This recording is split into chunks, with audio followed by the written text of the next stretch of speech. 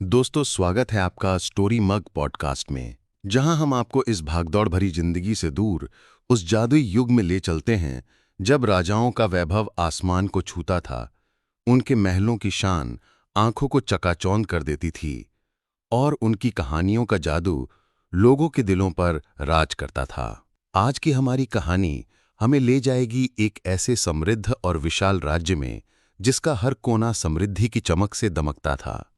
इस राज्य के राजा का नाम था श्रीवर्मा, एक ऐसा शासक जो अपनी प्रजा से इतना प्रेम करता था कि लोग उसे राजा नहीं बल्कि अपने रक्षक देवता की तरह मानते थे। पर दोस्तों, उसकी इस सुनहरी दुनिया में एक ऐसी चीज थी जिसे वो अपने ताज और राज्य से भी ज्यादा संजो कर रखता था। वो था उसके महल का रहस्यमयी बाग। ये कोई साधारण बाग नहीं था।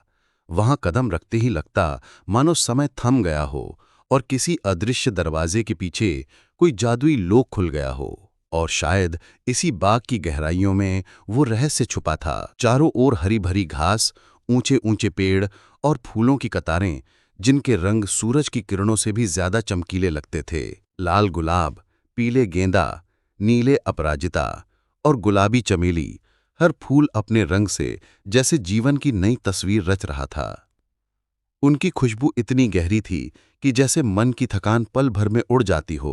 इस बाग में सिर्फ फूल ही नहीं, फलों के वृक्ष भी थे जो हर मौसम में अपनी मिठास से महक बिखेरते रहते। आम के भारी भरकम पेड़ों पर लटकते रसीले फल, अमरूद की डालियों पर झूलते हरे हरे गूदेदार फल, केले की कतारें और अनार के लाल दानों से भरे फल, सब मिलकर इस बाग को धरती का स्वर्ग बना देते।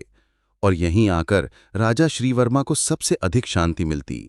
जैसे सारी दुनिया की चिंताओं से परे ये बाग उसका सबसे सच्चा मित्र हो। राजा श्रीवर्मा और उनका परिवार जब भी बाग में आते तो आम, अमरूद और अनार का स्वाद तो वे लेते ही थे, लेकिन उनकी नज़र सबसे ज्यादा जिस पेड़ पर जाती वो था उस बाग का सबसे अद्भुत सेब का पेड़। दूर से देखने पर यह किसी साधारण पेड़ जैसा ही लगता था, लेकिन जैसे ही उस पर झूलते फलों पर सूरज की किरण पड़ती, पूरा बाग सोने की सुनहरी आभा में नहा उठता। क्योंकि इस पेड़ पर लगते थे सोने के सेब। हाँ, बिल्कुल असली सोने के सेब। उनकी चमक ऐसी थी कि लगता जैसे किसी ने आसमान से सूरज के टुकड़े तोड़कर डालियों पर टांग दिए हों। राजा के लिए ये पेड़ सिर्फ कीमती नहीं था, बल्कि उनके राज्य की समृद्धि और वैभव का प्रतीक भी था। यही वजह थी कि राजा इस पेड़ की देखभाल में कोई भी कमी नहीं छोड़ते। उन्हें भली भांति पता था कि सोने का नाम सुनते ही सबसे नेक इंसान के मन में भी लालच की चिंगारी भड़क सकती है। इसलिए जैसे जैसे ये सेब पकने लगते, राजा इनकी सुरक्षा के लिए दिन रात पहरा बिठा देते। बाग के चारों कोनों पर सिपाही मशाले लिए खड़े रहते और पेड़ के पास चौकीदार हर समय चौकस निगाहें जमाए रहते। उनके लिए ये केवल नौकरी नहीं, बल्कि राजकीय सम्मान की रक्षा का प्रश्न था। हर सुबह राजा खुद या उनके विश्वसनीय माली इन चमकते सेबों की गिनती करते, और जब भी सब कुछ सुरक्षित मिलता तो राजा गहरी सांस लेकर निश्चिंत हो जाते, मानो वे सोचते हों कि ये चमत्कारी पेड़ और इसके सोने के सेब हमेशा उनके राज्य की खुशहाली का राज बने रहेंगे। लेकिन कहानी यहीं से असली मोड़ लेती है। उस सुबह जब बाग का माली हमेशा की तरह ताजगी भरी हवा और पंछियों की चहचहाहट के बीच बाग में पहुंचा, उसने अपने रोज के काम की शुरुआत उसी पेड़ पर लगे सोने के सेब गिनने से की। जैसे ही उसने डालियों पर टंगे सुनहरे फलों को गिनना शुरू किया, उसके माथे पर पसीना छलकने लगा। बार बार गिनने के बाद भी नतीजा वही था, एक सेब गायब था। माली की आंखें फैल गईं, दिल की धड़कन तेज हो गई। ये कैसे हो सकता है? वो बुदबुदाया। रात भर मशालें जल रही थीं, पहरेदार अपनी अपनी जगह पर थे, फिर भी किसी ने चुपचाप पेड़ से सोने का फल तोड़ लिया। डर और घबराहट से कांपते हाथों के साथ माली दौड़ पड़ा महल की ओर। दरबार में पहुंचकर हांफते हुए उसने पुकारा, महाराज, महाराज, बहुत बड़ा अनर्थ हो गया। राजा श्रीवर्मा ने भौएं चढ़ाते हुए गंभीर स्वर में पूछा, क्या हुआ माली? क्यों इतनी घबराहट में हो? कांपती आवाज और गले में अटकते शब्दों के बीच माली बोला, महाराज, सोने के सेबों में से एक सेब चोरी हो गया है। ये सुनते ही दरबार में सन्नाटा छा गया। राजा की आंखों में अविश्वास झलक उठा। वे अपनी जगह से उठ खड़े हुए और दृढ़ स्वर में बोले, ये असंभव है। इतनी सख्त निगरानी में कोई कैसे चोरी कर सकता है? हमारे चौकीदार कहाँ थे? माली सिर झुकाकर बोला, मुझे नहीं पता महाराज, लेकिन मैंने खुद गिनती की है और सच यही है, एक सेब गायब है। राजा का चेहरा कठोर हो गया। वे तुरंत कुछ दरबारियों को साथ लेकर बाग की ओर बढ़े। जैसे जैसे वो पेड़ के पास पहुंचे, उनकी चाल भारी होती गई। स्वर्णिम पेड़ के नीचे खड़े होकर उन्होंने एक एक फल गिनना शुरू किया। गिनती पूरी होने पर सच सामने था। वाकई एक सेब गायब था। राजा का चेहरा चिंता से ढक गया और उनके मन में सवालों का तूफान उठने लगा। अगर इतनी कड़ी सुरक्षा में भी चोरी हो सकती है, तो आखिर ये रहस्यमयी चोर कौन है? ये चोरी सिर्फ एक सोने का सेब गायब होने की घटना नहीं थी, बल्कि राजा श्रीवर्मा की पूरी व्यवस्था और उनकी प्रतिष्ठा पर सवाल था।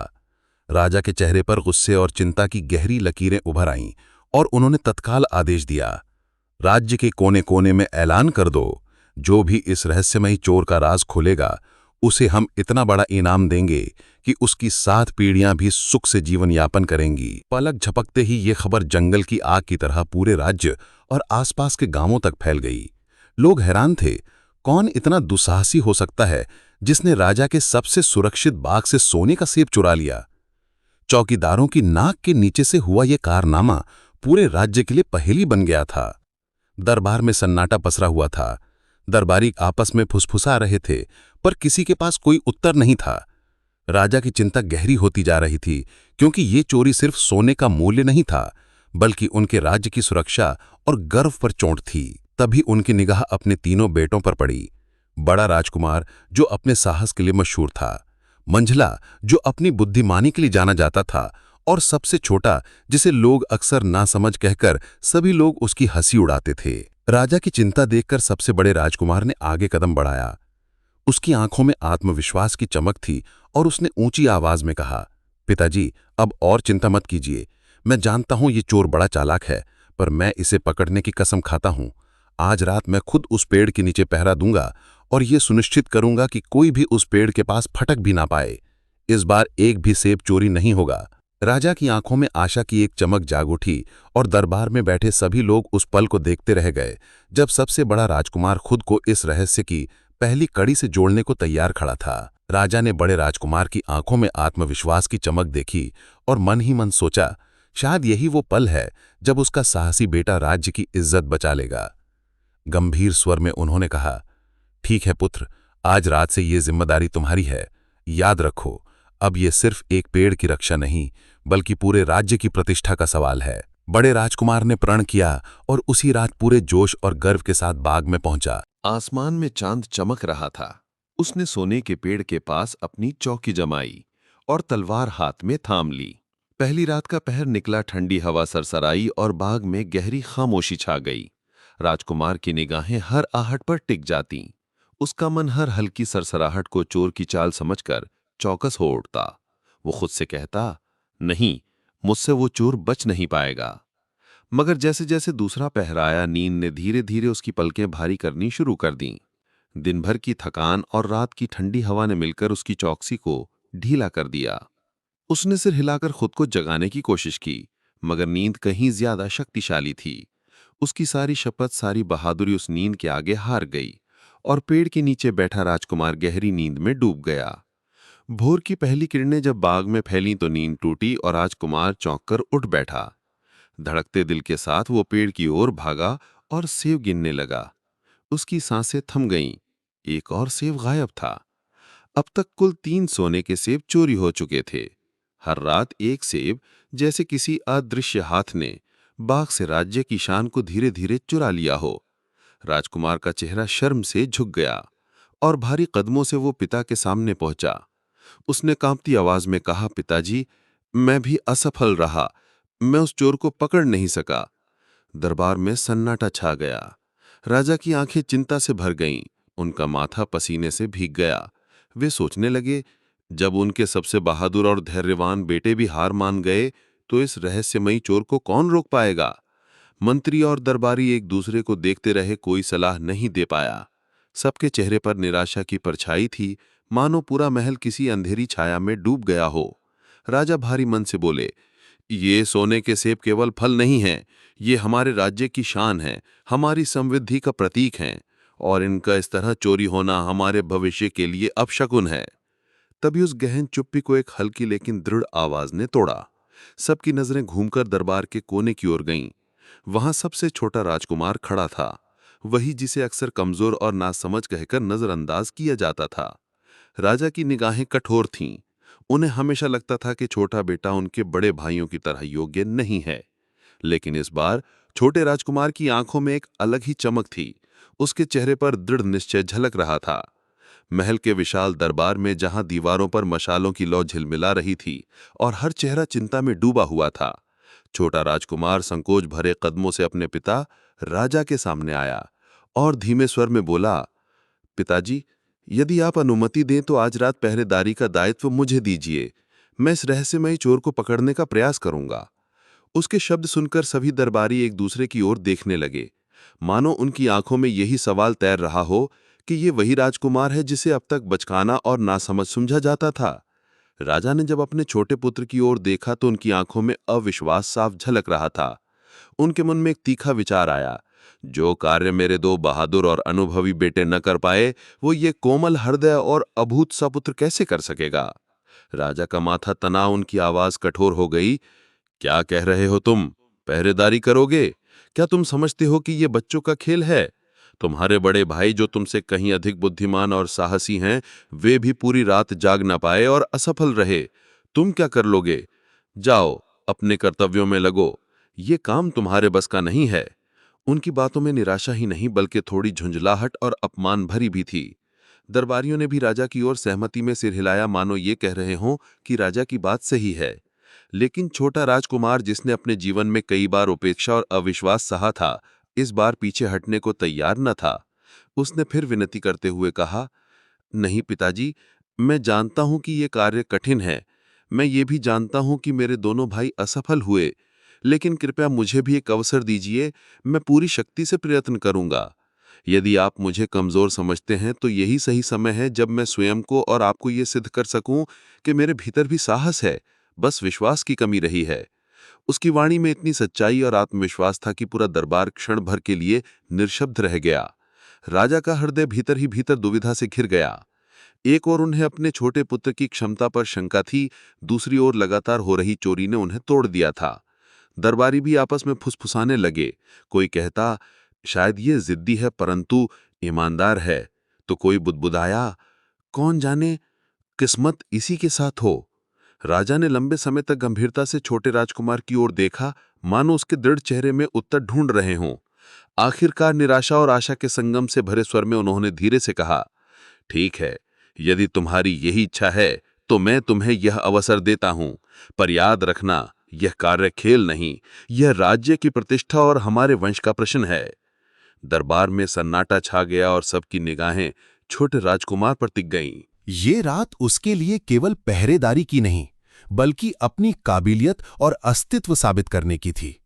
वो जानता था कि बड़े भाई नींद के कारण हार गए थे, इसलिए उसने ठान लिया था कि चाहे कैसी भी थकान क्यों ना आए, वो पलक तक नहीं झपकाएगा। महल के गलियारों में जहां हर कोई ये मान चुका था कि ये बालक मूर्ख है, अब उत्सुकता और जिज्ञासा पसर गई थी। क्या सचमुच वही राजकुमार कर दिखाएगा जो उसके दोनों बड़े भाई नहीं कर पाए? रात उतर आई। बाग का वातावरण रहस्यमय और सिहरन भरा था। छोटे राजकुमार ने हाथ में चमकती तलवार और पीठ पर धनुष बाण संभाल रखे थे। उसने अपने भाइयों की गलती दोहराने के बजाय पेड़ के नीचे बैठने से इनकार कर दिया और तय किया कि सक्रिय रहकर ही नींद पर विजय पाई जा सकती है। सोने के सेब का पेड़, जिसकी डालियों पर जगमगाती सुनहरी आभा बिखरी थी, अंधेरे आकाश में मानो चांद की तरह चमक रहा था। उसके पत्ते हल्की हवा से हिलते तो पूरे बाग में सुनहरी रोशनी टिमटिमा उठती। राजकुमार कभी धीमे कदमों से टहलता, कभी ठहरकर चारों ओर ध्यान से देखता। झींगरों की लगातार गूंज और कभी-कभी पत्तों की सरसराहट ही खामोशी को तोड़ रही थी। रात की ठंडी हवा उसके चेहरे से टकराती, पर उसकी आंखें एक पल को भी ढीली न पड़ती। वो हर छाया पर नजर रखे हुए था, हर आहट को परख रहा था। समय धीरे धीरे खिसक रहा था। पहला पहर बीता, दूसरा भी।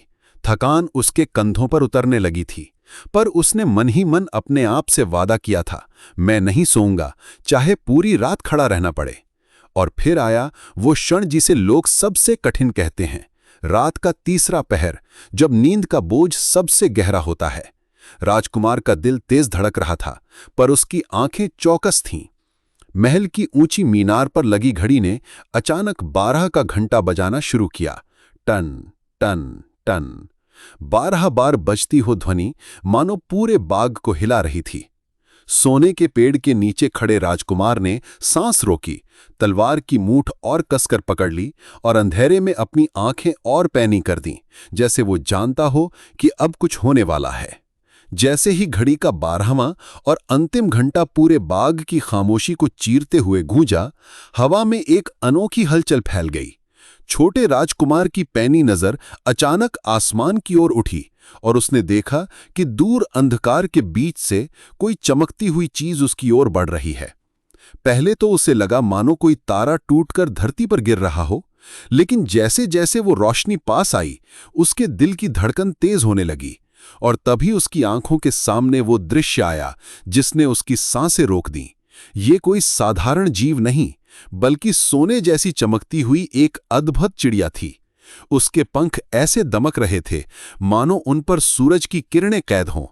हर फड़फड़ाहट के साथ उसकी सुनहरी आभा पूरे बाग में फैल जाती और पेड़ की शाखें भी जैसे चमक उठतीं। राजकुमार अपनी जगह पर ठिठक गया, मानो पत्थर का बन गया हो। उसके लिए ये कल्पना से परे था कि महल का रहस्यमयी चोर दरअसल ये जादुई चिड़िया निकलेगी। चिड़िया धीरे धीरे उड़ती हुई सोने के पेड़ की ऊंची डाल पर आ बैठी। उसके बैठते ही पूरा पेड़ जगमगाने लगा, मानो रात के अंधेरे में किसी ने दियों की लड़ियां जला दी हों। और फिर उस चिड़िया ने अपने सुनहरे पंख फड़फड़ाकर एक ऐसी मधुर चहचहाट बिखेरी कि राजकुमार के कानों में जैसे कोई जादुई धुन उतर गई हो। ये स्वर इतना मीठा और सम्मोहित करने वाला था कि पत्तियां भी थरथराने लगीं और नींद की ठंडी लहर हवा में फैल गई। लेकिन राजकुमार, जिसने पहले ही ठान लिया था कि वो किसी भी हालत में नहीं सोएगा, अपनी आंखों को और चौकस कर खड़ा रहा। उसने देखा चिड़िया ने अपने चमकदार चोंच से एक सोने का सेब तोड़ा। पल भर में सब कुछ साफ हो गया।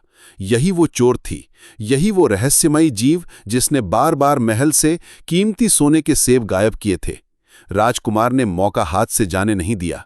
उसने तुरंत धनुष उठाया और तीर साध कर छोड़ दिया। तीर बिजली की तरह सीटी बजाता हुआ चिड़िया की ओर बढ़ा और पल भर को लगा मानो निशाना सीधा उसके सुनहरे पंखों पर जा लगेगा। लेकिन वो कोई साधारण पक्षी नहीं था। पंख फड़फड़ाते ही वो ऐसी फुर्ती से ऊपर उठा कि तीर बस उसके पीछे खाली हवा को चीरता चला गया। राजकुमार की आंखों के सामने ही सोने की वो चिड़िया अपनी चोंच में सुनहरा सेब दबाए अंधेरे आकाश में गुम हो गई और बाग फिर से सन्नाटे में डूब गया। राजकुमार के दिल में कसक उठी कि उसके हाथ से इतनी बड़ी सफलता निकल गई, पर तभी उसकी पैनी नजर जमीन पर कुछ चमकते हुए बिंदु पर पड़ी। वो तुरंत वहां पहुंचा और झुककर उसे उठाया। ये एक असली सोने जैसा चमकता हुआ पंख था, इतना सुंदर और अनोखा कि उसकी रोशनी से पूरी हथेली सुनहरी हो उठी। राजकुमार की आंखों में चमक लौट आई, क्योंकि वो जान चुका था कि भले ही चोर हाथ नहीं आया, लेकिन अब उसके पास सबूत है। उसने महसूस किया कि ये रात व्यर्थ नहीं गई, क्योंकि उसने सोने की चिड़िया को देखा भी और उसका एक पंख भी हासिल कर लिया। यही पंख राज दरबार में सबको सच्चाई का प्रमाण दिखा सकता था। राजकुमार ने उस पंख को बड़े जतन से संभाला, मानो ये उसकी जीत की पहली निशानी हो, और सुबह होने का बेसब्री से इंतजार करने लगा। जब सूरज की पहली किरणें महल की ऊंची मीनारों को सुनहरा रंग देने लगीं, तो छोटा राजकुमार आत्मविश्वास से भरा दरबार में पहुंचा। राजा और दरबारी गंभीर चेहरे लिए बैठे थे। पिछली असफलताओं की उदासी अब भी उन पर छाई हुई थी। सबकी नजरें अचानक दरवाजे की ओर उठीं और वे हैरान रह गए जब देखा कि छोटा राजकुमार सिर ऊंचा किए और चेहरे पर अजीब सा आत्मविश्वास लिए उनकी ओर बढ़ रहा है। राजा ने अविश्वास भरी नजर से पूछा, कहो पुत्र, रात कैसी बीती? क्या तुमने चोर को पकड़ा? क्या हमारे सेब अब भी सुरक्षित हैं? राजकुमार ने दृढ़ आवाज में पूरी घटना सुनाई, कैसे उसने पूरी रात जागकर पहरा दिया, कैसे ठीक आधी रात को आकाश से एक अद्भुत सोने की चिड़िया उतरी जिसने अपनी चोंच से एक सेब तोड़ा और उड़ गई। राजा और दरबारी छोटे राजकुमार की बातें सुनकर सन्न रह गए। सोने की चिड़िया? ये सुनकर कई दरबारी आपस में कानाफूसी करने लगे, मानो किसी बच्चे की कल्पना सुन रहे हों। कुछ ने तो मन ही मन सोचा कि शायद ये राजकुमार नींद में कोई सपना देख आया है। लेकिन तभी छोटा राजकुमार गंभीर चेहरे के साथ आगे बढ़ा और अपनी मुट्ठी खोली। उसकी हथेली में रखा वो सुनहरा पंख सूरज की किरणों में ऐसा चमक रहा था, मानो हथेली में कोई छोटा सूरज ही रखा हो। दरबारियों की आंखें चौंधिया गईं और राजा खुद अपनी जगह से उठकर आगे आए। उन्होंने सावधानी से उस पंख को हाथ में लिया और कुछ पल तक बस मंत्रमुग्ध होकर उसे देखते रहे। पंख इतना नाजुक और अनोखा था कि लगता था जैसे किसी अद्भुत कारीगर ने उसे महीनों की मेहनत से गढ़ा हो। राजा की आंखों में लालच और उत्सुकता की चमक जाग उठी। उन्होंने गहरी सांस लेते हुए कहा, अद्भुत! अगर एक पंख ही इतना सुंदर और बहुमूल्य है तो सोचो पूरी चिड़िया कितनी विलक्षण होगी। ऐसी अनमोल वस्तु हमारे राज्य में होनी ही चाहिए।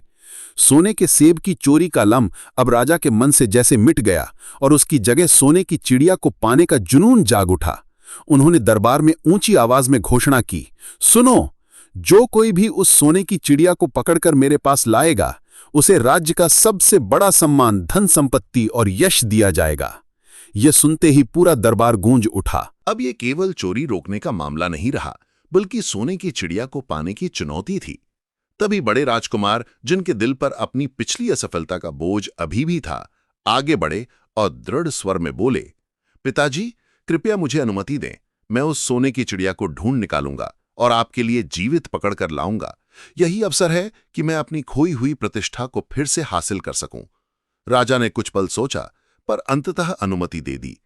उम्मीद की एक हल्की सी किरण उनके मन में भी थी। बड़े राजकुमार ने तुरंत अपनी यात्रा शुरू की। दिन पर दिन वह दूर दूर तक चलता गया।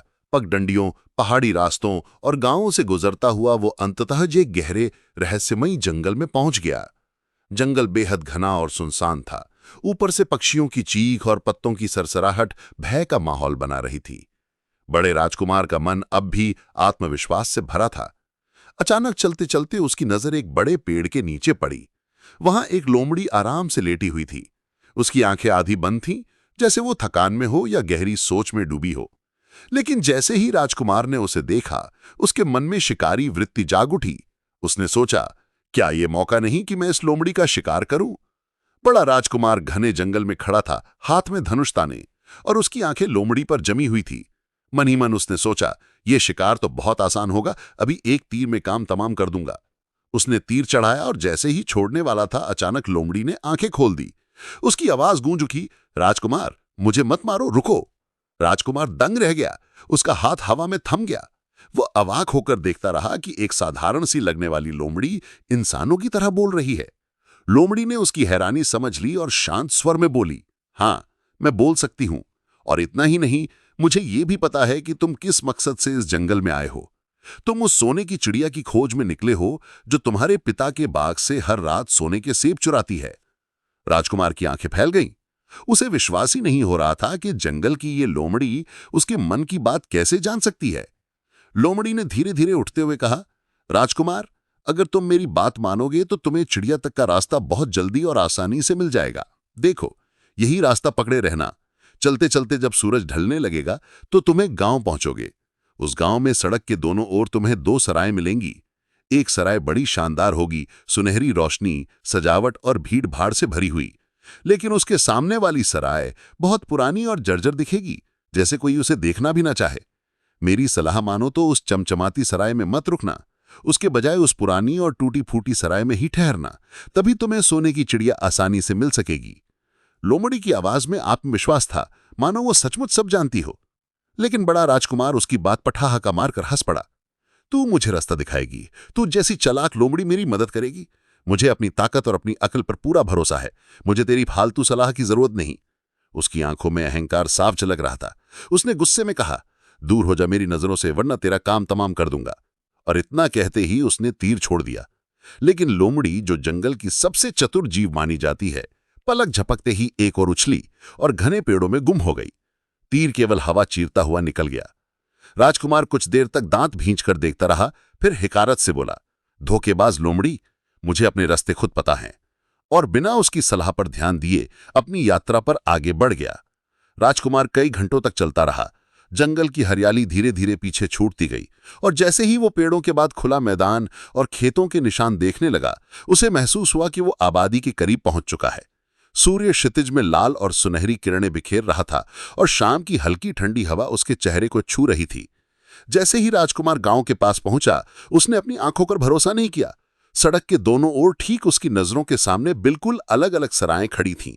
एक सराय भव्य और शानदार थी, बड़ी इमारत, सजावट, खिड़कियों से बाहर झड़ती रोशनी, भीतर से संगीत, नाच और गाने की गूंज, लोगों का उत्साह, रंगीन झंडे और दीपक, हर तरफ रौनक। इसके ठीक सामने दूसरी सराय बिल्कुल साधारण और जर्जर दिख रही थी।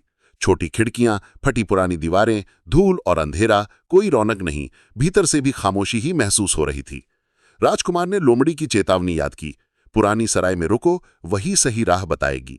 लेकिन उसकी शाही इच्छा शक्ति और अहंकार उसे चमक दमक की सराय की ओर खींच ले गए। उसने सोचा, इतनी शानदार जगह को छोड़कर कोई मामूली सराय में क्यों रुकेगा? ये लोमड़ी फिर कोई चाल चल रही होगी। उसने लोमड़ी की बात को पूरी तरह नजरअंदाज किया और बिना झिझक शानदार सराय में कदम रखा। अंदर का दृश्य और भी भव्य और मोहक था। लोग खाने पीने में व्यस्त थे, गाने बजाने में मग्न थे, नाच गाना, हंसी खुशी, रोशनी, खुशबू और संगीत का मिश्रण। राजकुमार का स्वागत शानदार तरीके से हुआ और उसे आरामदायक कमरा मिला। उसने स्वादिष्ट भोजन का आनंद लिया, संगीत सुना, नाच गाया और धीरे धीरे वो पूरी तरह सराय के ऐशोआराम में खो गया। उसके लिए अब केवल आनंद, मनोरंजन और भव्यता ही मायने रखती थी, और सोने की चिड़िया, पिता की आज्ञा, राज्य की प्रतिष्ठा, सब कुछ धीरे धीरे उसके ध्यान से बाहर हो गया। उधर महल में राजा और दरबारी बेसब्री से राजकुमार की प्रतीक्षा कर रहे थे। दिन बीतते गए, सूरज और चांद बदलते रहे, लेकिन बड़े राजकुमार का कोई अता पता नहीं था। चिंता और बेचैनी का साया राजा पर भारी हो गया। उनके मन में सवाल उभर रहे थे, क्या राजकुमार सुरक्षित है? क्या उसे कोई नुकसान हुआ है? और सबसे बड़ी बात, क्या वो उस सोने की चिड़िया को खोजने में सफल होगा? सब कुछ अनिश्चितता और डर के साये में डूबा हुआ था। राजा और दरबार कई दिनों तक बड़े राजकुमार के लौटने का इंतजार करते रहे। हर घड़ी उनकी चिंता बढ़ती गई। कोई नहीं जानता था कि बड़ा राजकुमार लोमड़ी की चेतावनी को ना मानकर उस चमकदार भव्य सराय के नाच गाने और रंग रोगन में पूरी तरह खो गया है, अपनी जिम्मेदारी भूल गया है और सोने की चिड़िया का पता लगाना भूल गया है। समय बीतता गया, सूरज ढलता गया और चांद रात के आकाश में चमकता रहा, लेकिन राजकुमार की कोई खबर नहीं आई। राजा की चिंता और भी गहरी हो गई। उनके मन में डर बैठ गया कि कहीं उनके सबसे बड़े बेटे के साथ कोई अनहोनी ना हो गई हो। सोने की चिड़िया का रहस्य भी अब तक हल नहीं हुआ था और दरबार का हर व्यक्ति बेचैनी और तनाव में डूबा हुआ था। इस बीच मंझला राजकुमार, जो हमेशा अपने बड़े भाई की तुलना में कमजोर और नादान समझा जाता था, राजा की चिंता देखकर आगे बढ़ा। उसने देखा कि बड़े भाई वापस नहीं लौटे हैं और राजा पूरी तरह परेशान है। उनके चेहरे पर चिंता और बेचैनी साफ झलक रही है। मंझले राजकुमार ने साहस जुटाकर राजा से विनती की, पिताजी, बड़े भाई शायद किसी मुश्किल में फंस गए हैं या रास्ता भटक गए हैं। कृपया मुझे सोने की चिड़िया की खोज में जाने की इजाजत दें। मैं तब तक वापस नहीं लौटूंगा जब तक मैं चिड़िया को ढूंढ न लूं। राजा की आंखों में थोड़ी हिचकिचाहट थी। उनका सबसे सक्षम और बहादुर बेटा नाकाम हो चुका था और अब यह छोटा बेटा ही चिड़िया की खोज के लिए जा रहा था। लेकिन और कोई विकल्प न देखते हुए उन्होंने भारी मन से मंझले राजकुमार को भी जाने की इजाजत दे दी। उन्होंने उसे आशीर्वाद दिया और कहा कि वो पूरी सतर्कता और धैर्य के साथ इस चुनौती का सामना करे। मंझला राजकुमार अपने बड़े भाई के नक्शे कदम पर चल पड़ा, उसी घने जंगल की ओर जहां लोमड़ी रहती थी। कई दिनों की यात्रा के बाद वो वही जंगल पहुंचा, पेड़ों की हरियाली और सुनसान रास्तों के बीच, और उसी पेड़ के नीचे आराम करती हुई लोमड़ी को देखा। लोमड़ी ने उसे देखते ही पहचान लिया और मुस्कुराई। मंझला राजकुमार ने इस बार बड़े भाई की तरह लोमड़ी को पकड़ने या डराने के बारे में सोचना छोड़ा। जैसे ही वो पास गया, लोमड़ी ने सौम्य और समझदारी भरी आवाज में कहा, राजकुमार, तुम सोने की चिड़िया की खोज में आए हो, है ना? मेरी बात सुनो, सीधे चलते जाओ, शाम तक एक गांव मिलेगा। वहां सड़क के आमने सामने 2 सराय हैं। सुंदर और भव्य सराय में मत रुकना, बल्कि मामूली और साधारण दिखने वाली सराय में रुकना। ऐसा करने पर तुम्हारा काम आसान हो जाएगा और तुम सोने की चिड़िया तक पहुंच सकोगे। लेकिन मंझले राजकुमार ने भी लोमड़ी की चेतावनी पर कोई ध्यान नहीं दिया। उसने सोचा कि ये बोलने वाली लोमड़ी बस किसी चाल या मजाक में उलझा रही है और उसका रास्ता खुद तय करना ही सबसे अच्छा है। उसने लोमड़ी से कहा, मुझे तुम्हारी सलाह की जरूरत नहीं है, और बिना रोके अपने कदम आगे बढ़ाए। लोमड़ी बस उसे चुपचाप देखती रही, जैसे कह रही हो कि अगर ध्यान न दिया तो पछतावा होगा। शाम के समय वो उसी गांव के पास पहुंचा जहां 2 सराएं सड़क के किनारे आमने सामने थीं। एक शानदार, रोशनी और रंग रोगन से चमकती हुई, और दूसरी मामूली, पुरानी और सादी। सुंदर सराय से दूर दूर तक संगीत, नाच और हंसी की आवाजें आ रही थीं। मंजला राजकुमार ने लोमड़ी की सलाह को पूरी तरह नजरअंदाज कर दिया। उसे लगा कि इतनी आकर्षक और जीवंत सराय को छोड़कर दूसरी भद्दी और पुरानी जगह पर रुकना तो मूर्खता होगी। उसने भी बड़े भाई की तरह वही गलती दोहराई और सजी सजाई सराय में ठहर गया। अंदर का माहौल और भी भव्य और मोहक था। स्वादिष्ट भोजन, रंग बिरंगे कपड़े, नाच गाने और हंसी खुशी का ऐसा शोर कि कोई भी खुद को उसमें खोने से रोक ना पाता। मंजला राजकुमार भी पूरी तरह सराय की दुनिया में डूब गया, अपनी असल जिम्मेदारी और सोने की चिड़िया की खोज को भूल गया। उसे घर लौटने का कोई ख्याल तक नहीं रहा। उसी समय महल में राजा और दरबारियों का मन और भी अधिक बेचैन हो गया। अब उनके दोनों बड़े राजकुमार गायब थे। ना तो कोई खबर आई थी और ना ही सोने की चिड़िया का कोई सुराग। राजा दुख और निराशा में डूब गए थे। उनके चेहरे पर चिंता और हताशा साफ झलक रही थी। दरबारियों के बीच भी उदासी का सन्नाटा पसरा था और राज्य में मायूसी और भय का माहौल छा गया था। महीनों बीत गए, फिर भी कोई बेटों का पता नहीं मिला और ना ही सोने की चिड़िया का। हर कोई हार मान चुका था और लगता था जैसे सब कुछ खो गया हो। तभी ऐसे समय में जब सारी उम्मीदें टूट चुकी थीं, वही छोटा राजकुमार फिर से सामने आया। वही जिसे राजा और दरबार अक्सर कम आंकते थे। उसने अपने पिता की दुख भरी आंखें देखीं।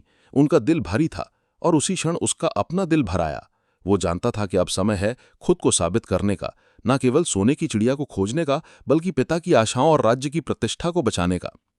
छोटे राजकुमार ने गहरी सांस ली और साहस जुटाकर राजा के सामने झुका। उसकी आंखों में चिंता के बीच भी एक अडिग विश्वास चमक रहा था। उसने धीरे लेकिन दृढ़ स्वर में कहा, पिताजी, मुझे पता है कि आप बहुत दुखी हैं। मेरे दोनों बड़े भाई शायद रास्ता भटक गए हैं या किसी मुश्किल में फंस गए हैं, लेकिन आप मुझे एक और मौका दें। मैं सोने की चिड़िया की खोज में जाना चाहता हूं। मैं तब तक वापस नहीं आऊंगा जब तक उसे ढूंढ ना लाऊं। राजा की आंखों में पहले निराशा झलक रही थी। उनके दिमाग में यही सवाल था कि जब उनके दोनों सबसे काबिल और बहादुर बेटे इस काम में नाकाम रहे, तो ये छोटा और नासमझ राजकुमार कैसे सफल हो पाएगा।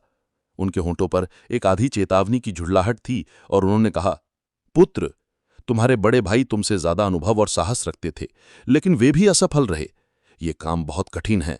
मुझे डर है कि कहीं तुम भी। राजा की आवाज रुक गई। उनका गला भर आया, लेकिन छोटा राजकुमार पीछे नहीं हटा। उसने नम्रता और दृढ़ता से प्रार्थना की, पिताजी, मुझे पता है कि आप मुझ पर ज्यादा भरोसा नहीं करते, लेकिन कृपया मुझे एक मौका दें। मैं पूरी कोशिश करूंगा और शायद सफलता मिल जाए। कम से कम मैं जाकर देख तो सकता हूं। उसकी आंखों में सच्चाई और हिम्मत देखकर राजा का दिल पिघल गया।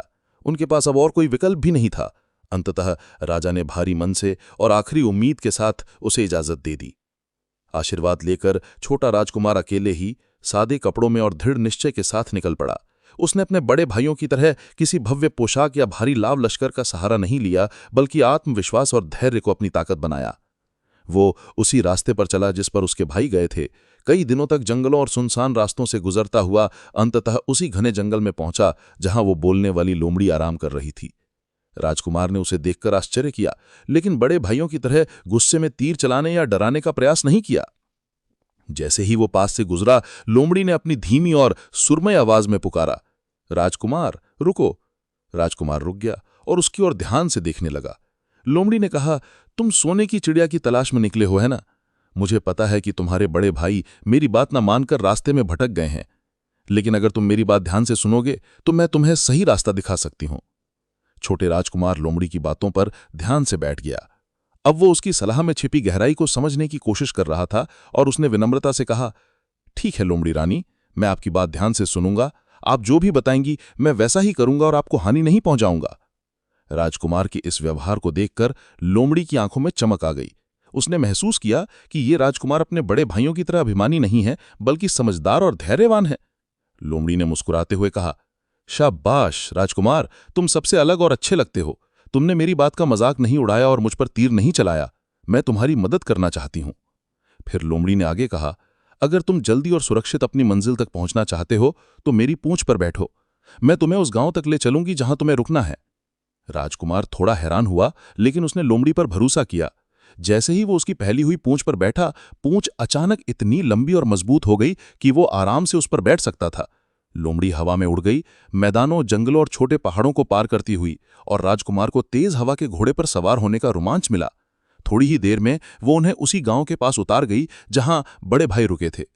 लोमड़ी ने नीचे उतरते ही चेतावनी दी, देखो, गांव में आमने सामने 2 सराय हैं, एक सुंदर और चमकदार और दूसरी मामूली और साधारण। मेरी सलाह मानो तो उस सुंदर सराय में मत रुकना, वो तुम्हें भटका देगी। तुम्हें पुरानी और मामूली सराय में रुकना है, वहीं सुरक्षित रहोगे और तुम्हारा काम पूरा होगा। छोटे राजकुमार ने उसका धन्यवाद किया और पूरी तरह उसकी बात मानी। उसने सुंदर और सराय की चमक और रौनक को देखा, लेकिन अपने कदम वहीं रोक दिए और सीधे मामूली सराय में गया। वहां ना कोई शोर था, न नाच गाना, सिर्फ शांति और सुकून। छोटे राजकुमार ने लोमड़ी की सलाह मानी और वही उसकी बुद्धिमत्ता और समझदारी का पहला सबूत था जो उसे उसके अभिमानी बड़े भाइयों से अलग साबित कर रहा था। उसने उस रात चैन की नींद ली और अगली सुबह सूरज निकलते ही गांव से बाहर निकलकर लोमड़ी के बताए मार्ग पर अपनी आगे की यात्रा के लिए तैयार होकर आगे बढ़ गया। थोड़ी दूर चलने पर जब छोटा राजकुमार खेतों और हल्के जंगल वाले इलाके से गुजर रहा था, उसने वहीं चालाक और जानकार लोमड़ी फिर से अपने रास्ते में खड़ी देखी। राजकुमार खुशी से उसे देखकर झुका और विनम्रता से नमस्कार किया। लोमड़ी रानी, आपका मार्गदर्शन मेरी राह आसान बना रहा है। मैं आपका बहुत आभारी हूं। लोमड़ी ने मुस्कुराते हुए उसकी तरफ देखा और कहा, देखा राजकुमार, मेरी सलाह पर अमल किया और सुंदर सराय में नहीं रुके, इसलिए तुम सुरक्षित हो और अपने लक्ष्य के और करीब आए हो। राजकुमार ने जवाब दिया, हाँ लोमड़ी रानी, आपकी बात बिल्कुल सही थी। अब कृपया मुझे आगे का रास्ता बताएं। लोमड़ी ने उसकी आंखों में उत्साह देखकर मुस्कुराते हुए कहा, शाबाश राजकुमार, तुमने मेरी बात मानी, इसलिए मैं तुम्हारी आगे भी मदद करूंगी। अब ध्यान से सुनो, क्योंकि आगे का काम कठिन और चुनौतीपूर्ण है। सीधे चलते रहो और थोड़ी दूर पर तुम्हें एक विशाल और मजबूत किला दिखाई देगा। वही किला है जहां सोने की चिड़िया रखी हुई है। किले के मुख्य द्वार और ऊंची दीवारों पर सिपाही पहरा देंगे, लेकिन डरने की जरूरत नहीं।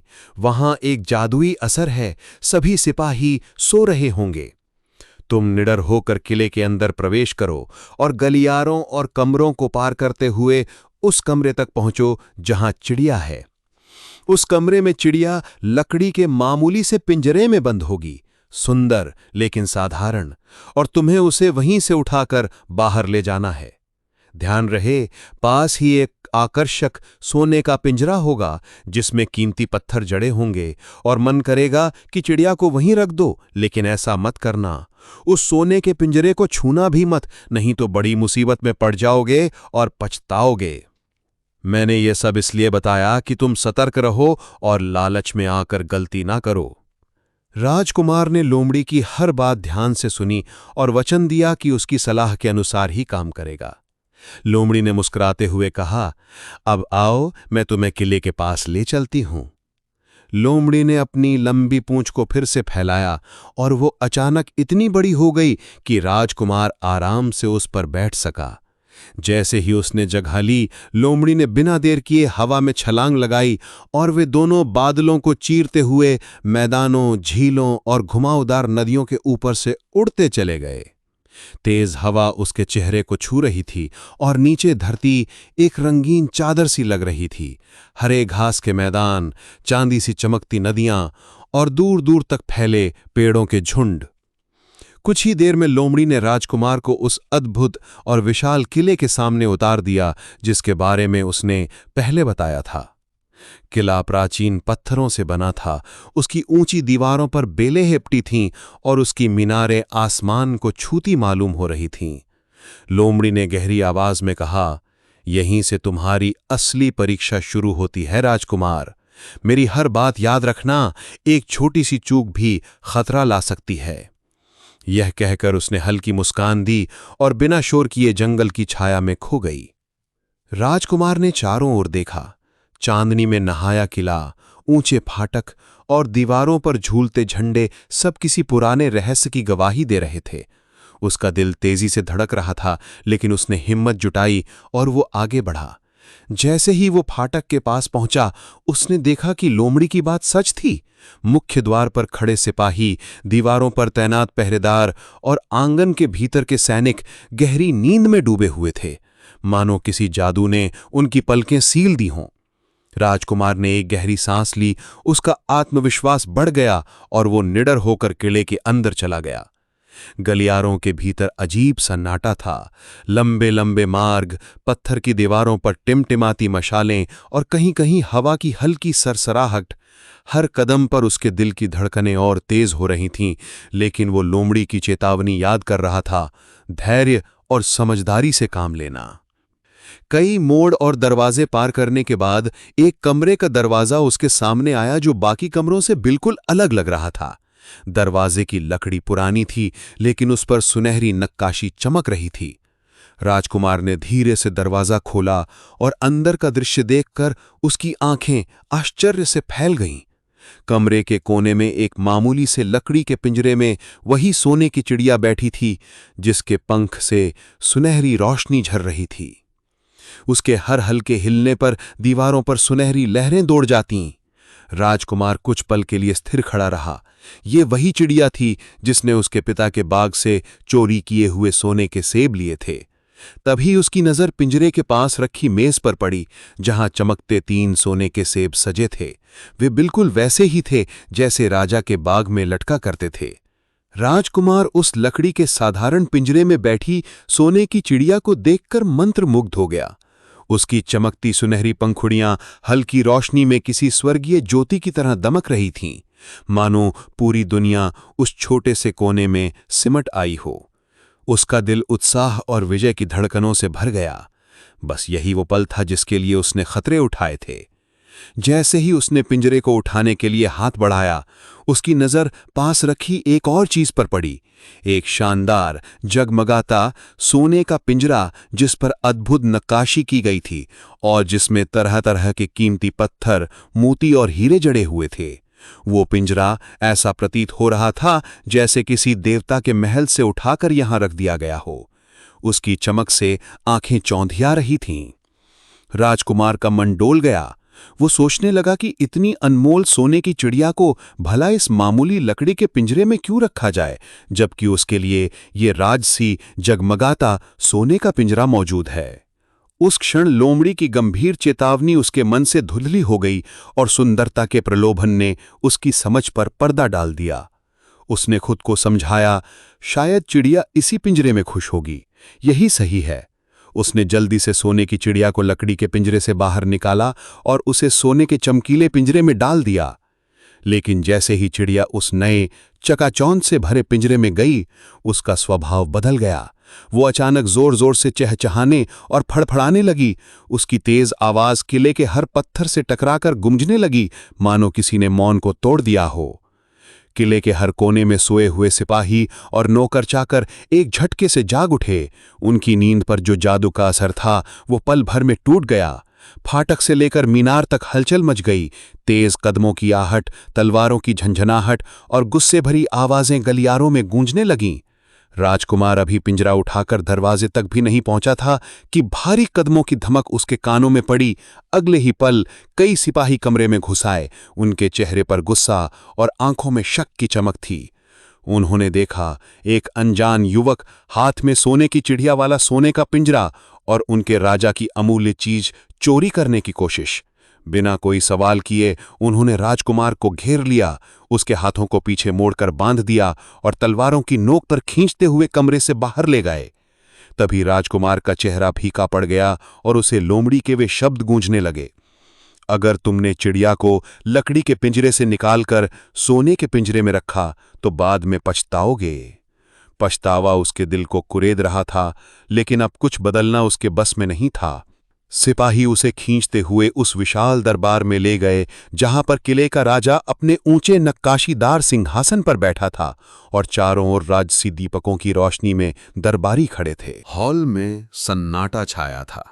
बस सोने की चिड़िया के पिंजरे से आती हल्की खनखनाहट और राजकुमार की थकी हुई सांसों की आवाज गूंज रही थी। राजा का चेहरा गुस्से से तमतमा रहा था। उसकी गहरी आंखों में बिजली सी चमक थी। उसने गरजती आवाज में कहा, कौन हो तुम और किस साहस से मेरे किले में घुसकर मेरी सोने की चिड़िया चुराने आए? क्या तुम्हें नहीं मालूम ये चिड़िया हमारे राज्य की सबसे कीमती धरोहर है? राजकुमार के गले में डर का कांटा अटक गया, लेकिन उसने आंखें नीची नहीं की। उसने एक गहरी सांस ली और सच्चाई के साथ कहा, महाराज, मैं एक पड़ोसी राज्य का सबसे छोटा राजकुमार हूं। मेरे पिता के बाग में सोने के सेब लगते थे और हर रात यही चिड़िया उन्हें चुरा ले जाती थी। मेरे बड़े भाई इस चिड़िया को पकड़ने में असफल रहे, इसलिए मैं स्वयं उसे पकड़ने निकला, लेकिन मैंने गलती की। लोमड़ी ने मुझे चेताया था कि चिड़िया को लकड़ी के पिंजरे से बाहर मत निकालना, पर मैंने लालच में आकर उसे सोने के पिंजरे में डाल दिया। इसी कारण वह शोर मचाने लगी और आप लोगों ने मुझे पकड़ लिया। दरबारियों के बीच हलचल हुई। कुछ ने हैरानी से एक दूसरे की ओर देखा। राजा ने गंभीरता से राजकुमार को देखा। उसकी ईमानदारी में सच्चाई की झलक थी, पर उसके अपराध को नजरअंदाज नहीं किया जा सकता था। गहरी आवाज में राजा ने कहा, तुम्हारी कहानी दिलचस्प है, लेकिन सच चाहे जो हो तो मेरे किले में बिना अनुमति घुसे और मेरे राज्य की संपत्ति पर हाथ डाला, यह अपराध क्षम्य नहीं है। उसने कुछ क्षणों तक गंभीरता से सोचा, फिर दरबार में गूंजती आवाज में बोला, मैं तुम्हें माफ नहीं कर सकता। तुम्हारे अपराध की सजा मौत है। कल सुबह तुम्हें फांसी दी जाएगी। ये सुनते ही राजकुमार के चेहरे से सारा खून उतर गया। उसके कानों में शब्द हथौड़े की तरह गूंजे और उसके मन में लोमड़ी की चेतावनी बार बार बजने लगी। तभी राजा ने अपनी तलवार के मूठ पर हाथ रखा और कहा, लेकिन ये शब्द सुनते ही दरबार में सन्नाटा गहरा गया। मैं तुम्हें एक आखिरी अवसर देता हूं। अगर तुम मेरे लिए एक अनमोल वस्तु ला दो जो मेरे राज्य के लिए बहुमूल्य है, तो मैं न केवल तुम्हारा अपराध माफ कर दूंगा, बल्कि ये सोने की चिड़िया भी तुम्हें इनाम में दे दूंगा। ये सुनकर राजकुमार की सांस जैसे लौट आई। उसने जल्दी से सिर झुकाकर पूछा, महाराज, क्या चाहिए आपको? मैं आपके लिए क्या ला सकता हूं? सिंहासन पर बैठे राजा की आंखों में चालाकी भरी चमक उभरी। उसने गंभीर आवाज में कहा, हमारे पड़ोसी राज्य के राजा के पास एक अद्भुत सोने का घोड़ा है। वो घोड़ा इतना तेज है कि हवा भी पीछे रह जाए और इतना सुंदर कि देखने वाला सांस लेना भूल जाए। अगर किसी तरह वो घोड़ा तुम मेरे लिए ले आओ तो न सिर्फ तुम्हारी जान बचेगी, बल्कि ये सोने की चिड़िया भी तुम्हारी होगी। ये सुनकर राजकुमार के दिल पर जैसे पहाड़ टूट पड़ा। दूसरे राजा के महल से सोने का घोड़ा चुराना असंभव सा लग रहा था, लेकिन फांसी का खौफ उसकी हिम्मत को मजबूर कर रहा था। उसने दांत भींचकर जवाब दिया, ठीक है महाराज, मैं आपकी शर्त मानता हूं। मैं सोने का घोड़ा लाने की पूरी कोशिश करूंगा। राजा ने इशारा किया। सिपाहियों ने उसकी हथकड़ियां खोलीं और दरबार के भारी दरवाजे खोलते ही वह बाहर की ठंडी हवा में आ गया। रास्ता लंबा था और खतरा हर मोड़ पर उसके पास और कोई राह नहीं थी। उसके मन में पछतावे का सैलाब था। काश उसने लोमड़ी की बात मानी होती तो ना ये मुसीबत आती, ना ये यात्रा करनी पड़ती। पर अब वही चतुर लोमड़ी उसकी आखिरी उम्मीद थी। उसने दौड़ते हुए किले के बाहर कदम रखा और चौंक गया जब उसने देखा कि लोमड़ी पहले से ही उसकी प्रतीक्षा कर रही थी, जैसे उसे पहले से सब पता हो। उसकी चाल धीमी हो गई और राहत की एक सांस उसके सीने से निकली। राजकुमार उसकी ओर लपका, पर लोमड़ी ने उसे गहरी नजरों से देखा। उसकी आंखों में हल्की उदासी झलक रही थी। उसने ताने भरी आवाज में कहा, तो आखिर हुआ वही जिसका डर था। पकड़े गए ना? मैंने कहा था सोने के पिंजरे को मत छूना, पर तुमने मेरी बात नहीं मानी। अगर मेरी सलाह मानते तो आज सोने की चिड़िया तुम्हारे हाथ में होती, ना कि ये नया संकट। राजकुमार शर्म से सिर झुकाए खड़ा था। उसकी आंखों में ग्लानि और डर साफ झलक रहा था। उसने धीमी आवाज में कहा, हाँ लोमड़ी रानी, मुझसे बहुत बड़ी गलती हो गई। उस चमकदार सोने के पिंजरे ने मेरी आंखों को धोखा दिया और मैं आपकी चेतावनी भूल गया। अब मैं गहरी मुसीबत में फंस गया हूं। किले के राजा ने मुझे फांसी की सजा सुनाई है और कहा है कि अगर मैं उनके लिए सोने का घोड़ा ले आऊं तभी मेरी जान बचेगी और सोने की चिड़िया भी मेरी होगी। ये कहते हुए उसकी आवाज कांप गई और उसने गिड़गिड़ाते हुए लोमड़ी के पैरों के पास झुककर कहा, कृपया लोमड़ी रानी, मुझे माफ कर दीजिए। इस बार मेरी मदद कर दीजिए, वरना मेरी जान नहीं बचेगी। मेरे पास और कोई सहारा नहीं है। लोमड़ी ने राजकुमार की हालत देखी। उसके दिल में निराशा की एक हल्की लहर उठी, लेकिन उसके दयालु स्वभाव ने उसे मदद करने के लिए मजबूर कर दिया। उसने सोचा, ये राजकुमार बुरा नहीं है, बस अनुभवहीन है, सुंदरता देखकर भटक जाता है। उसने गहरी सांस ली और उसकी तेज आंखों में दया चमक उठी। वो बोली, ठीक है राजकुमार, इस बार मैं तुम्हें माफ करती हूं, लेकिन अब की बार मेरी हर बात को ध्यान से सुनना। एक भी गलती तुम्हें बहुत महंगी पड़ेगी। फिर उसने अपनी झबरीली पूंछ फैलाते हुए कहा, चलो मेरी पूंछ पर बैठ जाओ, मैं तुम्हें उस किले तक ले जाऊंगी जहां सोने का घोड़ा है। पर सुनो, रास्ता लंबा है और खतरा हर जगह है। हवा के झोंकों के बीच वे उड़ते हुए आगे बढ़े और जब क्षितिज पर एक नया विशाल किला नजर आया, जिसकी ऊंची मीनारें बादलों को छूती थीं और जिसकी दीवारें चांदनी में सोने जैसी चमक रही थीं, लोमड़ी ने धीरे से नीचे उतरकर राजकुमार को जमीन पर उतारा और उसकी ओर देखकर गंभीर स्वर में बोली, अब तुम अकेले हो राजकुमार, मेरी बात याद रखना, खासकर सोने की जीन वाली बात। एक पल की भी लालच तुम्हारी किस्मत बदल सकती है। ये कहकर लोमड़ी हवा में विलीन हो गई और राजकुमार को अकेला छोड़ गई। राजकुमार ने किले की ओर देखा। उसके दिल की धड़कनें तेज थीं, पर उसकी हिम्मत अब पहले से ज्यादा मजबूत थी। लोमड़ी की चेतावनी उसके कानों में गूंज रही थी, जैसे हवा में कोई पुराना मंत्र। उसने गहरी सांस ली, तलवार की मूठ पर हाथ रखा और दबे पांव आगे बढ़ा। किले का मुख्य फाटक थोड़ा खुला था, जैसे किसी ने चुपचाप उसे उसके लिए छोड़ दिया हो। अंदर अजीब सा सन्नाटा पसरा हुआ था, न कोई पहरेदार की आहट, न घोड़ों की हिनहिनाहट, सिर्फ दूर से आती रात की हल्की हवा की सरसराहट। राजकुमार ने धीरे से कदम रखा और अंदर चला गया। लोमड़ी का कहा सच था। सभी पहरेदार, नौकर और चाकर गहरी नींद में सो रहे थे, मनो किसी गहरे जादू के असर में हों। हर गलियारे में परछाइयां नाच रही थीं। हर मोड़ पर उसे लगा मानो कोई अदृश्य आंखें उसे देख रही हों, लेकिन उसने डर को अपने ऊपर हावी नहीं होने दिया। वो चुपचाप गलियारों, आंगनों और सुनसान सीढ़ियों से होकर बढ़ता गया। उसकी आंखें हर दिशा में चौकन्नी थीं और उसके कान हर आहट को पकड़ने के लिए तैयार। थोड़ी देर बाद वो एक बड़े हॉल में पहुंचा, जिसकी छत ऊंची और स्तंभ मजबूत थे। ये वही जगह थी जिसका उसे इंतजार था, घोड़ों के रहने की जगह। घुड़साल के विशाल द्वार के भीतर कदम रखते ही राजकुमार की सांसें थम सी गईं, उसकी आंखें विस्मय से फैल गईं। सामने खूंटे से बंधा एक ऐसा अद्भुत घोड़ा खड़ा था, जो मानो किसी स्वप्न लोक से उतरा हो। उसका पूरा शरीर सोने की तरह चमक रहा था। हर मांसपेशी चांदनी में दहकते हुए पिघले सोने जैसी आभा बिखेर रही थी। उसकी अयाल और पूंछ ऐसे झिलमिला रहे थे, मानो उनमें अनगिनत सुनहरी तारें बुनी हों, और उसकी आंखें रत्नों की तरह चमकती हुई किसी प्राचीन रहस्य की पहरेदारी कर रही थीं। राजकुमार का दिल तेजी से धड़कने लगा। उसने अपने जीवन में, यहां तक कि अपने सबसे साहसी सपनों में भी, ऐसा स्वर्णिम घोड़ा कभी नहीं देखा था। धीरे धीरे आगे बढ़ते हुए उसने कांपते हाथों से उस घोड़े की गर्दन पर हाथ फेरा। घोड़ा शांति से खड़ा रहा। उसकी गर्म सांसें ठंडी हवा में भाप बनकर तैर रही थीं, जैसे वो राजकुमार को अपना स्वीकार दे रहा हो। उसने सावधानी से घोड़े की लगाम खोली, मन ही मन लोमड़ी का धन्यवाद किया और बाहर निकलने को ही था कि घुड़साल के एक छायाधार कोने से कुछ चमक उसकी नजर में आ गई। वहां ठीक लोमड़ी के बताए अनुसार 2 जीनें रखी हुई थीं। एक तो पुरानी फटी सी चमड़े की जीन थी, जो इतनी साधारण और टूटी फूटी बिख रही थी जैसे किसी ने उसे कबाड़ समझकर वहीं छोड़ दिया हो। और उसके पास ही रखी थी दूसरी, एक अद्भुत चमचमाती सोने की जीन, जिस पर हीरे, मोती और रंग बिरंगे रत्न ऐसे जड़े थे कि वो किसी देवताओं की बनाई कलाकृति लग रही थी। उसकी बारीक नक्काशी और तेज चमक ने घुड़साल की अंधेरी दीवारों को भी रोशन कर दिया था। राजकुमार की नजरें उस जीन पर ठहर गईं।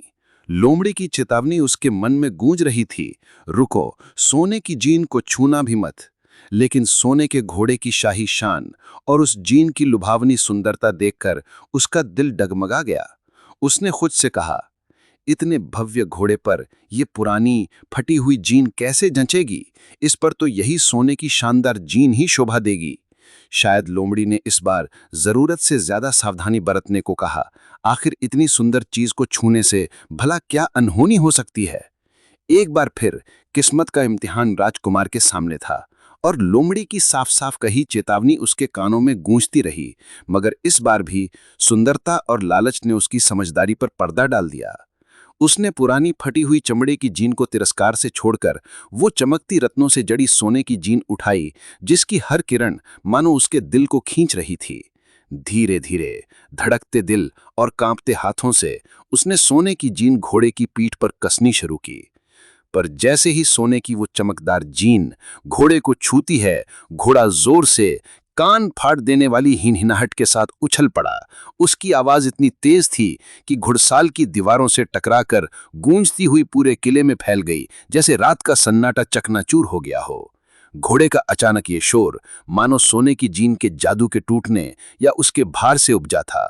उसी पल किले के हर कोने में सोए हुए पहरेदार और नौकर चाकर चौकन्ने हो गए।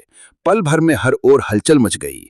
उनके पैरों की थापें और फुसफुसाहटें गलियारों में गूंजती हुई घुड़साल तक पहुंची। राजकुमार ने घबराकर घोड़े पर कसाव ठीक करने की कोशिश की ही थी कि दर्जनों सिपाही मशालों की लौ के साथ घुड़साल के विशाल दरवाजे से भीतर घुस आए। उनकी आंखों ने तुरंत सोने के घोड़े के पास खड़े उस अजनबी युवक को पहचान लिया। वो उनके खजाने पर हाथ साफ करने आया चोर था। उन्होंने बिना वक्त गवाए उसे चारों ओर से घेर लिया। तलवारों की नोकें उसकी ओर बढ़ीं और एक पल में राजकुमार के हाथ पीछे की ओर मरोड़कर रस्सियों से कसकर बांध दिए गए। उस क्षण राजकुमार का चेहरा शर्म और पछतावे से झुक गया। लोमड़ी की चेतावनी, सोने की जीन को छूना भी मत, उसके मन में बिजली सी कौंधी और उसे अपनी मूर्खता पर गहरा पछतावा हुआ। मगर अब पछताने से क्या होता? फिर से वही गलती, फिर से वही नतीजा, मुसीबत और कैद। सिपाही उसे घसीटते हुए घुड़साल से बाहर ले गए। मशालों की रोशनी में उसके चेहरे पर निराशा साफ झलक रही थी। गलियारों से गुजरते हुए वे सीधे राजकुमार को सोने के घोड़े के किले के राजा के सामने ले आए। राजमहल के विशाल कक्ष में बैठा राजा, सोने के आभूषणों से सजा हुआ, अपने सिंहासन से क्रोध से जलती आंखों से राजकुमार को ऊपर से नीचे तक निहार रहा था। उसकी भौहें तनी हुई और चेहरा ऐसा कि मानो वो किसी भी क्षण अपना निर्णय सुना देगा। राजा ने क्रोध से पूछा, कौन हो तुम और मेरे महल में घुसकर मेरे सोने के घोड़े को चुराने की हिम्मत कैसे हुई तुम्हारी? उसकी आवाज ने मानो पूरे दरबार की हवा को थर्रा दिया। राजकुमार, जिसका दिल डर और शर्म से कांप रहा था, फिर भी मौत से दो बार जूझ चुके योद्धा की तरह सीधा खड़ा रहा और साहस जुटाकर अपनी पूरी कहानी बयान कर दी। उसने बताया कि वो किस राज्य का राजकुमार है, कैसे सोने की चिड़िया उनके बाग के सोने के सेब चुरा ले गई, कैसे उसे पकड़ते हुए वो पहले किले के राजा के हाथों कैद हुआ और फिर उसकी जान बख्श देने के बदले ये सोने का घोड़ा लाने की शर्त मानकर यहां आया। दरबार में सन्नाटा छा गया और राजा की तीखी निगाहें अब गहरी सोच में बदल गईं। उसे लगा कि ये युवक सच बोल रहा है, लेकिन उसकी गरिमा को ठेस पहुंची थी, क्योंकि राजकुमार ने बिना इजाजत उसके महल में प्रवेश किया और उसके सबसे कीमती खजाने को छूने का दुस्साहस किया। राजा का चेहरा फिर से कठोर हो गया और वो बोला, तुम्हारी कहानी चाहे सच हो, पर मेरे महल में चोरी करना अक्षम्य अपराध है। तुम्हारी हिम्मत कैसे हुई? फिर उसने गंभीर स्वर में ऐलान किया, तुम्हारे अपराध के लिए तुम्हें फांसी की सजा दी जाएगी। ये सुनते ही राजकुमार के पैरों तले जमीन खिसक गई और उसकी सांस जैसे अटक गई। उसे अपनी किस्मत पर अफसोस हुआ और लोमड़ी की चेतावनी याद आई, लेकिन अब पछताने का कोई लाभ नहीं था। तभी जैसे पिछले राजा ने किया था, वैसे ही इस राजा के चेहरे पर भी थोड़ी नरमी आई। उसने कहा, तो फिर भी मैं तुम्हें एक आखिरी मौका देता हूं। अगर तुम मेरे लिए एक काम कर दो तो न सिर्फ तुम्हारी जान बख्श दूंगा, बल्कि ये सोने का घोड़ा भी इनाम में तुम्हारा होगा। राजकुमार की बुझी हुई आंखों में फिर से उम्मीद की चमक लौट आई। उसने कांपती आवाज में पूछा, महाराज, आपको क्या चाहिए? मैं क्या ला कर दूं? राजा ने अपने सिंहासन से झुककर धीमी मगर सख्त आवाज में कहा, यहां से कुछ ही दूरी पर एक अद्भुत सोने का महल है। उस महल में एक राजकुमारी रहती है जिसकी सुंदरता की चर्चा चारों दिशाओं में है। अगर तुम उस राजकुमारी को मेरे पास ले आओ तो तुम्हारी जान बख्श दी जाएगी और यह सोने का घोड़ा तुम्हारा होगा। यह सुनकर राजकुमार के हृदय पर मानो बोझ आ गिरा। अब उसे एक और भी कठिन और खतरनाक चुनौती का सामना करना था, एक जीवित इंसान को दूसरे राजा के लिए लाना, और वो भी उस महल से जो सोने का बना हुआ था। लेकिन उसकी जान दांव पर थी, इसलिए उसने मन में ठान लिया कि चाहे कुछ भी करना पड़े, उसे यह शर्त माननी ही होगी। राजकुमार ने गहरी सांस लेते हुए राजा के सामने सिर झुका दिया। ठीक है महाराज, मैं आपकी शर्त मानता हूं। मैं उस राजकुमारी को आपके लिए लाने की पूरी कोशिश करूंगा। यह कहकर उसने अपने दिल की धड़कनों को थामने की कोशिश की, पर अंदर ही अंदर डर की लहरें उठ रही थीं।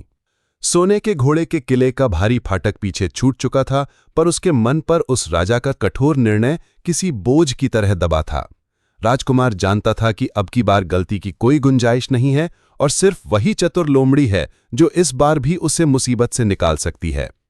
वह तेज कदमों से जंगल की पगडंडी पर चला।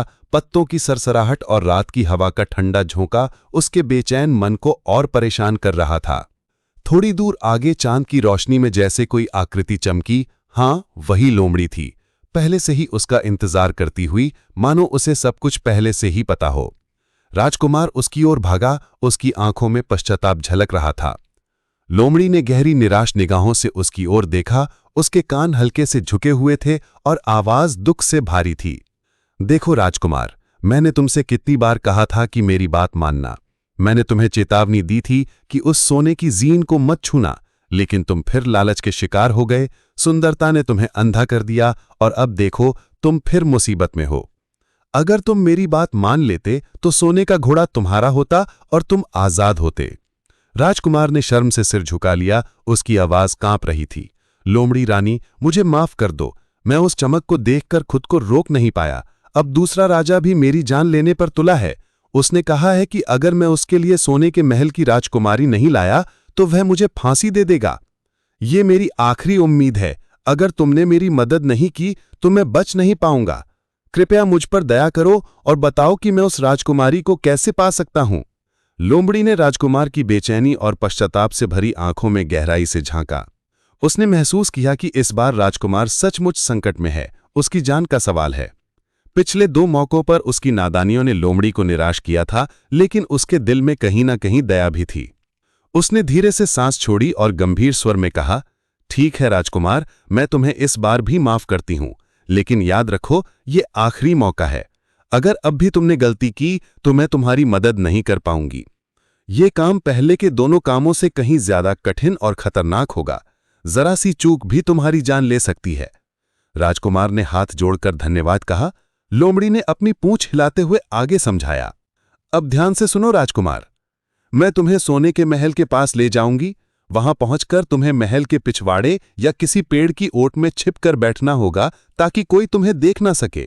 शाम के समय उस महल की राजकुमारी अपनी सहेलियों के साथ तालाब पर नहाने आएगी। वह इतनी सुंदर होगी कि उसकी सुंदरता देखकर तुम्हारी सांसें रुक जाएंगी, जैसा कि उस राजा ने बताया था। लोमड़ी की आवाज अब और भी गंभीर हो गई। जैसे ही राजकुमारी तालाब में नहाने के लिए उतरे या उसके पास खड़ी हो, तुम्हें बिना हिचकिचाए आगे बढ़कर उसका हाथ पकड़ लेना है। जैसे ही तुम उसका हाथ छूओगे, जादू होगा। वह बिना कोई सवाल किए तुम्हारे साथ चलने के लिए तैयार हो जाएगी। वह विरोध नहीं करेगी, न ही रोकेगी। लेकिन लोमड़ी ने सख्त स्वर में कहा, अब सबसे जरूरी बात सुनो राजकुमार, जब वह तुम्हारे साथ चलने के लिए तैयार हो जाए तब उसे तुरंत वहां से ले आना। उसे बिल्कुल भी वापस महल में जाने मत देना, एक भी पल के लिए नहीं, न किसी बहाने से। वह तुमसे कहेगी कि उसे अपने माता पिता से मिलकर आना है या अपनी चीजें लेनी है। वह शायद रो भी देगी या इतनी मीठी आवाज में विनती करेगी कि तुम्हारा दिल पसीज जाए, लेकिन चाहे जितनी प्यारी बातें करे या आंसू बहाए, तुम्हें उसकी बातों में नहीं आना है। अगर तुमने उसे एक पल के लिए भी महल में कदम रखने दिया तो जादू टूट जाएगा, और फिर इस बार तुम्हारी जान बचाना भी शायद मेरे बस में नहीं होगा। चतुर लोमड़ी ने राजकुमार को अपनी पूंछ पर बिठाकर मैदानों और जंगलों को चीरते हुए हवा की रफ्तार से उड़ान भरी, पेड़ों की चोटियों के पार, नदियों की लहरों के ऊपर, और आखिरकार उसे उस सोने के महल के पास उतारा जो दूर से ही सूरज की रोशनी में जगमगाते हुए ऐसा लग रहा था जैसे बादलों के बीच कोई स्वप्न महल उतरा हो। लोमड़ी ने उसकी आंखों में गहराई से देखा और गहरी गंभीर आवाज में बोली, याद रखना, ये तुम्हारी आखिरी परीक्षा है। राजकुमारी चाहे आंसुओं से विनती करे या अपने मधुर स्वर से तुम्हारा मन डगमगाए, उसे महल के दरवाजे के भीतर एक कदम भी रखने मत देना, वरना सब नाश हो जाएगा। इतना कहकर वो हवा की तरह गायब हो गई और राजकुमार अपने सीने में धड़कते दिल के साथ अकेला खड़ा रह गया। उसने अपने हाथों की मुट्ठी भींची और खुद से फुसफुसाया, इस बार कोई गलती नहीं होगी, चाहे कुछ भी हो। महल की चारों ओर फैले सुनहरे बागों और ऊंचे शिखरों को देखकर उसकी आंखें कुछ पल के लिए मंत्रमुग्ध हो गईं। पर उसने तुरंत नजरें झुका लीं और एक विशाल पेड़ की आड़ में जाकर छिप गया। समय धीरे धीरे रेंगता रहा। आसमान का नीला रंग गहरा होकर नारंगी हुआ, फिर लालिमा में बदलने लगा। तभी महल के विशाल फाटक चरमरा कर खुले और उसकी सांसें थम गईं। कुछ दासियां हंसती बोलती बाहर निकलीं। फिर उनके बीच से प्रकट हुई वो राजकुमारी जिसकी सुंदरता ने मानो सूर्य की अंतिम किरणों को भी मात दे दी। उसकी चाल में ऐसी नजाकत थी मानो धरती पर कोई अप्सरा उतर आई हो, और उसके बाल सुनहरे महल की तरह चमकते हुए उसके कंधों पर बिखरे थे।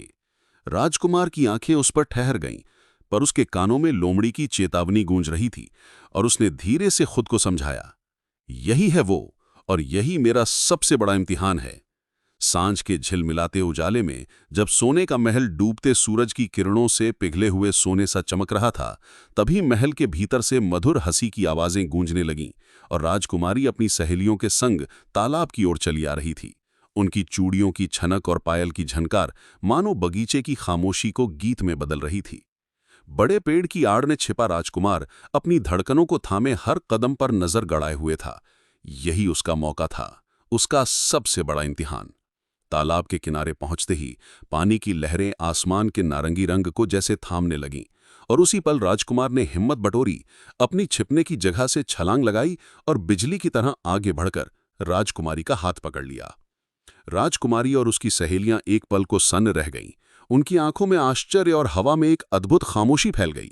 लेकिन जैसे ही उसका हाथ राजकुमार की पकड़ में आया, एक अनकहा जादू हुआ। उसकी आंखों की चमक कोमल हो गई, चेहरा शांत और भाव बदल गए, मानो उसे उसी पल अपना भाग्य समझ आ गया हो। राजकुमारी ने राजकुमार की ओर देखकर मधुर स्वर में कहा, राजकुमार, अब जब तुमने मेरा हाथ थाम लिया है तो मैं बिना किसी सवाल के तुम्हारे साथ चलूंगी, चाहे तुम मुझे जहां भी ले जाओ। राजकुमार का दिल राहत और उत्साह से भर उठा। लोमड़ी की बात सच साबित हो रही थी। लेकिन तभी राजकुमारी ने मधुर स्वर में कहा, पर कृपया मुझे बस एक पल के लिए महल के भीतर जाने दो।